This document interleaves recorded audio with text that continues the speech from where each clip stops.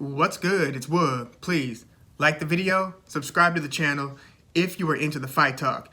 We have Vasiliy Lomachenko, 15 wins and 2 losses, taking on Richard Commey, 30 wins and 3 losses. This fight is taking place at Madison Square Garden, New York City on December 11th. And I know you just heard 15 and 2 versus 30 and 3. Don't let the records fool you. Like, there's one person out of these two who's largely been considered a top 5, top 3 at a time, top 1 or 2 on a lot of people's lists. There's a difference in level of achievement overall between these two guys. So this is a case where the records themselves are a little bit misleading. So this fight is taking place in the wake of one of the bigger upsets in recent memory. This is George Kambosos defeating unified or former unified, and some would say former undisputed champion Teofimo Lopez in a fight where Kambosos was just meant to be the mandatory, and it was basically a hurdle or obstacle that Teofimo Lopez had to clear to then fight the bigger fights, the fights that he wanted to fight. This was a case of him just having to handle business, and that business handled him. And this is overall the most exciting division in the sport of boxing because of the amount of elite level talent that you have, as well as the fact that even the guys like who are ranked 6th through 12th through 15th in this division are all guys who on any given day could pull off the upset against the guy who is the top 1 to 5 guy. But before the new faces in the division hit the scene, before, Gervonta Davis went up and started messing with lightweight, before Devin Haney really emerged onto the scene, before Teofimo really emerged onto the scene, as well as Ryan Garcia, you had Vasiliy Lomachenko, who was former featherweight and former junior lightweight champion. So it was 126, 130, and then 135, where I kind of felt like physically that was the division where he was topping out, because you saw the types of struggles that he was having in that division, especially as he got into his 30s, that he wasn't really having in the lighter division. So Vasiliy Lomachenko came into the professional ranks with a ton of hype because he's one of the rare fighters who is a 2-time Olympic gold medalist. Huge achievement. You'd have to look to like who? Clarissa Shields, Guillermo Rigondeaux, people like Teofilo Stevenson out of Cuba in the 70s. But Vasiliy Lomachenko actually suffered an early setback in his career where in his second professional fight, he fought the super rugged and very durable, pressure-heavy, near brawler Orlando Salido. And, Salido missed weight for that fight. Salido was arguably hitting below the belt, but he was fighting the type of fight that was effective against that version of the newly professional Vasiliy Lomachenko. Salido won a split decision over Lomachenko. So there was a time where Lomachenko's professional record was 1-1. But then in his very next fight, he outclasses Gary Russell Jr. And it's almost like, you have a mulligan in your loss if in your very next fight you beat a guy like Gary Russell Jr., who, to this day, that's still Gary Russell Jr.'s only defeat, a majority decision win for Lomachenko against, again, this guy, Gary Russell Jr., I look to as the one who possesses probably the fastest hands, pound for pound, in the sport of boxing. He just hasn't been active. He's been fighting nothing but his mandatories and hasn't fought any of the important fights that we would want to see the long time, like 5-year featherweight champion at this point, Gary Russell Jr., to fight. Like, he missed the Leo Santa Cruz and Carl Frampton trains. He missed the Josh Warrington train. And I highly doubt that he's going to be the guy who fights Emmanuel Navarrete, who's currently making a ton of noise as a champion at featherweight. But we'll see how all that goes. But back in 2014, Gary Russell Jr. and Vasiliy Lomachenko had a showdown. Lomachenko came out on top. And then within the next few fights, because of the way that he performed, not so much in his next 3 fights because they were against lesser names, but after that, that's when he fought like Rocky Martinez, Nicholas Walters, who was undefeated at the time. Nicholas Walters famously beat Prime Nonito Donaire. Although I think Donaire was kind of up a weight class from where he was most comfortable. But Nicholas Walters, the axe murderer, ran into Vasiliy Lomachenko, and he became the first of a few guys consecutively who would quit on the stool between rounds because they were so dumbfounded and so confused in the ring by this sweet scientist, Lomachenko, who they started calling the Matrix around this time because of how many tools he had in his toolbox. He was just fighting on a different level, just so multi-dimensional, to where you had guys like Nicholas Walters who had devastating punchers who were just keeping their guns in their holster because of how disarmed they found themselves and helpless they found themselves against Lomachenko, where you got like elite level talents against Lomachenko looking basically like they're surrounded by Lomachenko. So Nicholas Walters was one of those guys after Roman Rocky Martinez. Same thing occurred with Jason Sosa, who fought a very spirited fight, but was just outclassed, beaten pillar to post. Miguel Mariaga, who for a time was only losing to basically generational champions like Lomachenko, like Nicholas Walters, like Oscar Valdez at 126. So Miguel Mariaga suffered the same fate against Vasiliy Lomachenko. And then in Lomachenko's next fight, he fights his fellow two-time Olympic gold medal winning Guillermo Rigondeaux. Now, he did get Guillermo Rigondeaux to quit on the stool, 6-round TKO, in a fight where Rigondeaux could barely lay a glove on Lomachenko, and Lomachenko seemed like he won just about every moment in that fight against Guillermo Rigondeaux, who was previously undefeated, who again had beaten the likes of Nonito Donaire. But, you know, this fight I don't make as much of a deal about because Guillermo Rigondeaux, in this case, was 2 divisions up from where he was. Guillermo Rigondeaux is a very physically small fighter. And so this was basically like Kell Brook going up 2 weight classes to fight Gennady Golovkin, or, you know, Amir Khan fighting Canelo at 154. Bad move for Rigondeaux, but he was just starving for a high-profile, high-paying fight. And yeah, this was kind of a mismatch, but he got Rigondeaux to quit on the stool, so that kind of continued that reputation of Lomachenko. So by this point, Lomachenko had won a belt at 126, at 130, never unified in these divisions, but he held the WBO belt in both of those divisions.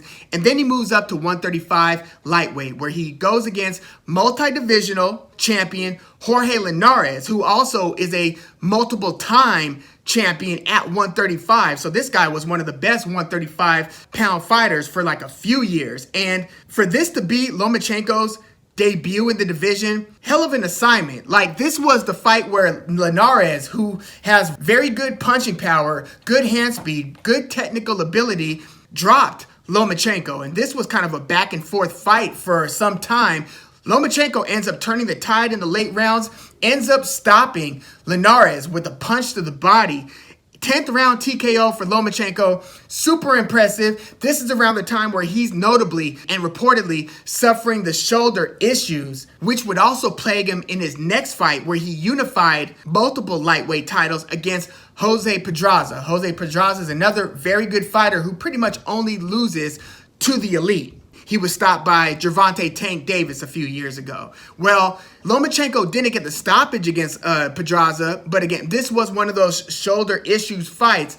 But he won most of the rounds, and he won a unanimous decision against Jose Pedraza. So now he's holding multiple belts at lightweight. He totally steamrolls Anthony Crolla in his very next fight, 4th round, beautiful knockout. This was one of the rare highlight reel type of knockouts for Lomachenko. And then he fights Luke Campbell, where not only are Lomachenko's 2 belts on the line, but there's a vacant WBC belt on the line. And this was another very tough task for Lomachenko. And this is another example of why I felt that the lightweight division was kind of Lomachenko's ceiling, where it's like, all right, like, yeah, you're probably still going to win most of the fights here against most of the opponents, but you're going to be pushed in a way just because of the physicality involved. And I mean, Lomachenko's only about 5'7", has like a 65-ish inch reach. I mean, Luke Campbell's what, like 5'10", 5'11", has a 71-inch reach. But yeah, this was a tough fight. Like, Luke Campbell had some moments, won a few rounds.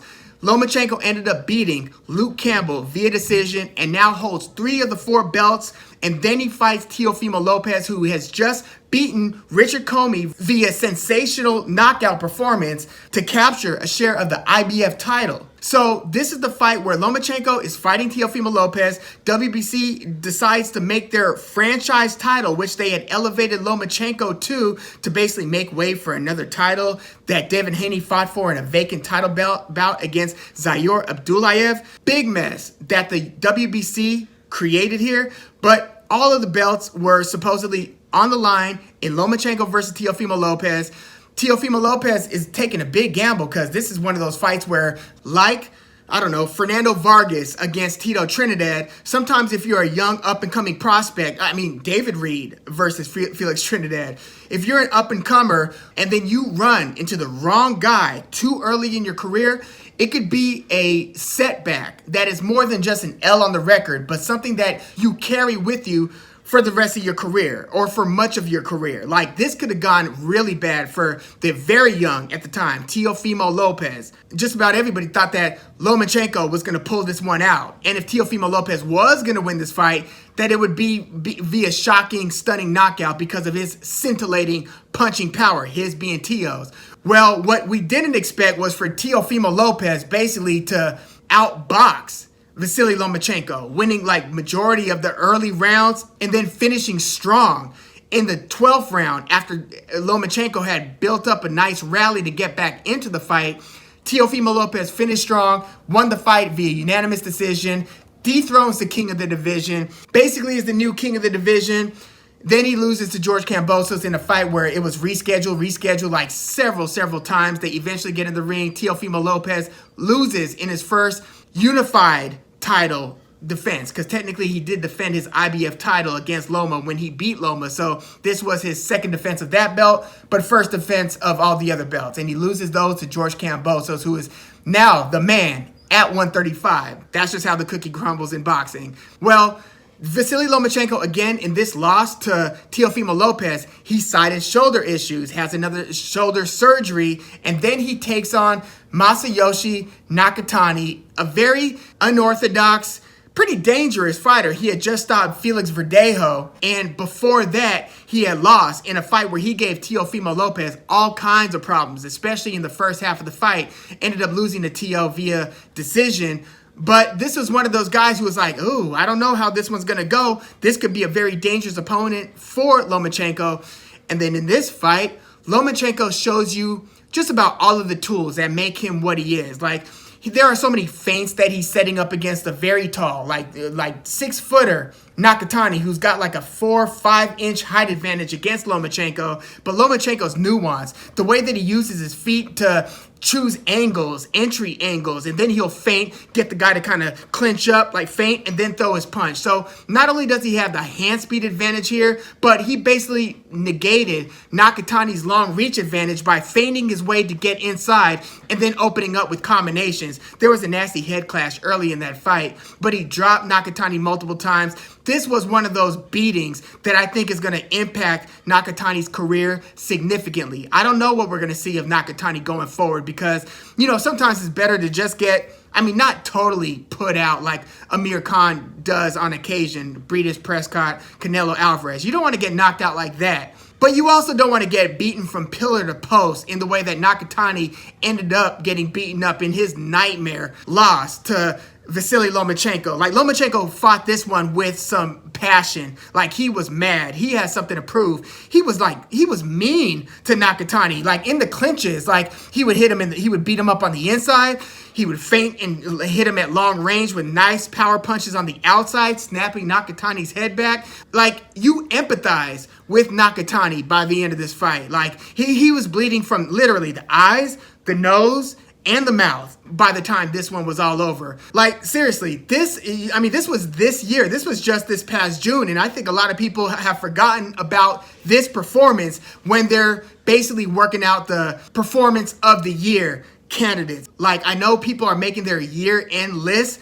Don't forget about Lomachenko's performance against Masayoshi Nakatani. That was pretty sensational. That was one of those fights that reminded people of how great Lomachenko is. And now he's taking on Richard Commey, who is a very strong fighter. Like, his bodily strength is everything that Nakatani's bodily strength wasn't against Lomachenko. But like Nakatani and like Teofimo Lopez, Richard Commey has kind of a rocket of a right hand, like an absolute drill of a right. You know, a few years ago, he had two back-to-back losses against Robert Easter Jr., that 6-footer who had a belt at lightweight for some time before he lost it to Mikey Garcia. Robert Easter Jr. beat Richard Commey but via split decision back in 2016, and then in Commey's very next fight, he loses to Denis Shafikov. So in those back-to-back losses, you're kind of wondering, okay, so how good is this Richard Commey, who, you know, at that point was winning most of his fights by knockout or TKO, but again, back-to-back losses never looked good. I mean, they were both split decision losses, to his credit. It's not like he was getting stopped, but still. But after those two losses, he went on a very nice run where he then wins an IBF vacant belt against Isa Chimaev. And that was Commey's second attempt at a major belt. His first one was in that loss to Robert Easter Jr. Well, he wins it this time against Isa Chimaev via second round TKO. Well, in his first title defense, it was against Ray Beltran, one of those contenders who's always champing at the bit to earn a title shot, get into contention. I mean, this guy at a point, there were years where his status in the U.S. was unclear, so he had to maintain pretty much a winning boxing record to be able to stay in the U.S. He's a native out of Mexico, but Ray Beltran is one of those like boxing feel-good stories in terms of rags to riches and really just making the most out of your opportunities. Well, Ray Beltran ran into Richard Commey and he got dropped in the first round. He almost got stopped in the first round, like he was against the ropes. And Ray Beltran is a pretty durable fighter. He's beaten some good opponents, but Richard Commey was just pouring it on. Pressure fighter, using his jab and his kind of Tim Bradley called it a throwaway left hook to set up a drill of a right hand. So he'll basically try to blind you with the left so then he could throw the right hand behind it and just level you with it. Well, he ended up actually stopping Ray Beltran in the 8th round with a left hook. Left hook just clipped him in the chin, put him down for like the 3rd or 4th time in that fight. Like, this was a really tough fight for Ray Beltran. Richard Commey was looking like gold in this fight. Again, physical strength where he could kind of muscle his opponent around, throw him into the ropes, clinch when he needs to, and kind of walk them back into the ropes. Like, these were all the things that Nakatani should have been doing against Lomachenko, trying to back him up. Well, Richard Commey did all of that and more to Ray Beltran, and then he fights Teofimo Lopez, his second defense of his IBF belt, and gets knocked out, just gets pelted by a right hand, signature right hand of Teofimo Lopez, and Lopez closes the show in a couple rounds. Like, that's one way to get Commey off you. Just put his lights out. I don't think Lomachenko is going to be able to do that. Doesn't have that type of power, but we'll get into that. So Commey's very next fight is against Jackson Mariñez. And I don't know if you remember the fight with Rolly Romero versus Mariñez. This was in like the 2020 COVID period with crowdless fights. Well, most people who were watching that fight seem to think that the slick boxer Jackson Mariñez beat the favorite, the guy who you could tell was who's being elevated by the promoter, Rolly Romero, kind of the A-side fighter in that case. Well, Rolly Romero was granted the decision win against Mariñez. It's arguable whether that was an actual robbery, but again, I thought Mariñez won that fight. Unfortunate luck for Mariñez. Well, in Mariñez's next fight, there was no question who won that one. Richard Commey started to do the same thing, pressure the slick fighter. The thing with Jackson Mariñez is, it's one thing to have movement. You're circling the ring, you're working behind the jab, you're slipping punches, moving. But if you're not at some point getting Commey to really respect you, to be wary of your power, Richard Commey just has too much strength, again, physically, too much punching power, different thing than physical strength, right? Sometimes people have both. Commey does have both, but Commey also has very good endurance for somebody who's of his build. I often look at the guys who are super muscular as guys who will be more likely to gas out in the middle or late rounds. Well, Richard Commey keeps on throwing that hard right hand, throws a pretty educated jab. He's like doing some feints of his own to try to get inside, close the distance so he could just nail you again. And then he'll, again, clinch and walk you back, kind of work you over with his physicality, and then do it all again. And he'll do it round after round after round. And he pretty much started to break Jackson Mariñez in that fight. Looked very good. This is just the type of comeback fight that Richard Commey needed. He ended up knocking Jackson Mariñez out in the 6th round. And that is his very last fight before now taking on the Matrix, Vasiliy Lomachenko. So what do I expect out of Vasiliy Lomachenko versus Richard Commey?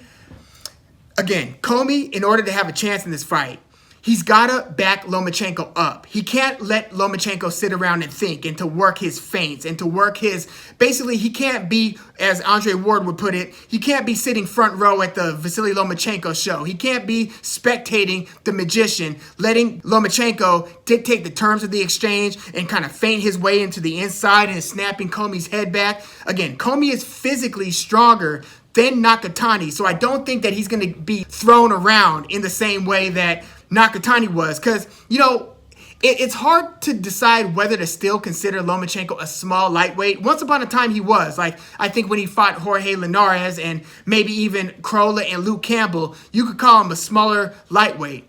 I think he's pretty much grown into the division by this point. He looked really strong against Nakatani. Again, Nakatani's a different animal than Richard Commey in terms of physicality, but Commey cannot sit back and be too patient. Commey's going to have to throw his jabs, throw to the body. Like, that's going to be so key. He's going to have to try to get off first, commit to the body of Lomachenko, and mix up your attack with your deadly right hand, high and low. Back Lomachenko up. Again, don't let him come forward on you, because if you do that, he will pick you apart all night. It will not be pretty. Again, Nakatani sometimes is the hunter.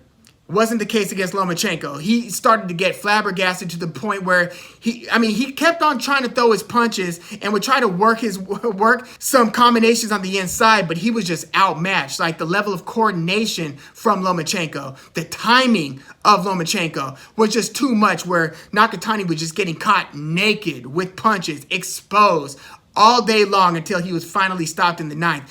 Commey cannot let that happen against Lomachenko. He's got to be willing to let his hands go. He's going to really have to rely on that endurance, stamina, because I don't think he's going to get Lomachenko out there early, but if you do, mix up the attack. Don't forget the body. Go high and low, set up, throw that blinding left, whether it's just like a, hey, I'm here type of left jab and hook to try to set up the right hands behind it.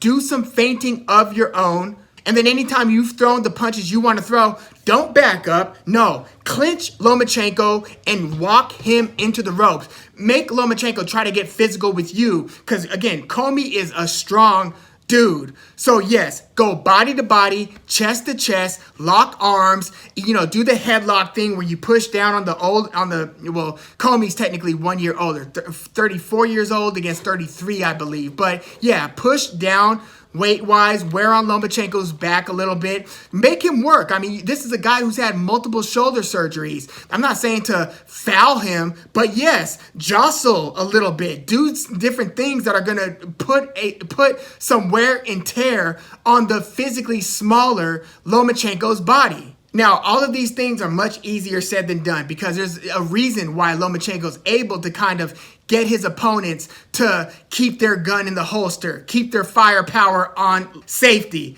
And it's because of his footwork and timing and his feints. I mean, you look at the guy's workouts with his famed father, who also trains Alexander Usyk, who might be fighter of the year. Nah, Canelo's fighter of the year, but Usyk might be second to Canelo in fighter of the year. An argument can be made. We'll have that discussion another day. But Lomachenko is a southpaw, which is always kind of tricky for opponents who aren't used to not only the southpaw, but you're not going to get a stylist or a southpaw who could do the same things that Lomachenko could do. I mean, I guess unless you hire Alexander Usyk and spar with the heavyweight, But Lomachenko is such a unique task, a unique collection of abilities to try to grapple with, you're just not going to be able to mimic that in camp. But you have to know what you're up against. You got to be watching a ton of film on this guy. You've got to know that, hey, I've got to back this guy up because I can't wait for things to happen. Lomachenko will win every round that way and will probably get you to quit on your stool because he's not nice about it. When he figures out that he is unlocking the pathways to connect cleanly against you, he can be pretty relentless, and it's mentally devastating for the opponents. I think that if Richard Commey, again, sticks to a, throw your 1-2s, try to mix it up, high-low, try to mess with the timing a little bit. These aren't things that you could just work on overnight, but I think that Commey does have some sophistication in his game. You don't get to where he is if you're just a brute puncher. You just don't. But I think that Lomachenko's footwork in this case is going to be the difference. His footwork and his timing. I don't think that Richard Commey's going to be able to keep on letting his hands go. I mean, he might have some encouraging moments in the early rounds, but I think that there's going to come a point where Lomachenko's going to figure out the timing and is going to start working off the timing. Basically, once Richard Commey throws his hardest 1 or 2 punches, if Lomachenko could step just out of range and then feint to get his way back inside, you've now got Commey on his back foot where now you could throw 2 or 3 punches at a time without having to worry about his immediate right hand catching you. I think there's going to be some sort of a discovery like that on the Lomachenko side to where by the middle rounds, you're going to see less output from Richard Commey. Floyd Mayweather was another disarmer where you basically have defanged, devenomized the opponent to where it's like, damn, what happened to all those things that were working in your prior fights? Like, we've seen it a ton of times with Mayweather, like we've seen it with Lomachenko. Kind of think that we're going to see that again here between Lomachenko and Richard Commey. The question is, well, one, can Richard Commey despite the frustration of getting outmaneuvered in the early to middle rounds, can he still commit to throwing the volume, still try to bang to the body, and is he willing to go out on his shield or score the knockout or to just beat up on Lomachenko? Is he going to be willing to push through what would be very discouraging moments for just about anybody? I think that he'll try to, but I think that he's going to run into enough incoming fire basically between his power punches to where I think that he's going to get a shaky leg at a certain point, and I think that Lomachenko's actually going to get 2 stoppages in a row here against Richard Commey. I think that Richard Commey can potentially bring this one to a decision, and he does have the power to stop fighters. I don't think that he's going to stop Lomachenko here, though. I think we've seen Lomachenko against too many blessed right-hand punchers. Even if Commey might be physically stronger than the other guys that he's dealt with at this point. I mean, Lomachenko's seen so many. He's fought the Linareses. He's fought the Teofimos. And, I think that Commey might have some success in backing Lomachenko up in moments, but I think that Lomachenko's going to have more moments where he's going to be out-timing Richard Commey, catching him cleanly by the middle rounds to where he'll get a late stoppage of Commey. We'll see how it goes, but I'm taking Lomachenko via late stoppage here. But let me know what you think about Lomachenko versus Richard Commey in the comments. The lightweight division just got a whole lot more interesting. Let me see how you see this situation at lightweight playing out, and let me know what you think about Lomachenko versus Commey. Who do you have winning and why? Or should I say how? And please, like the video, subscribe to the channel if you are into the fight talk. I'm Woog. Thanks for tuning in.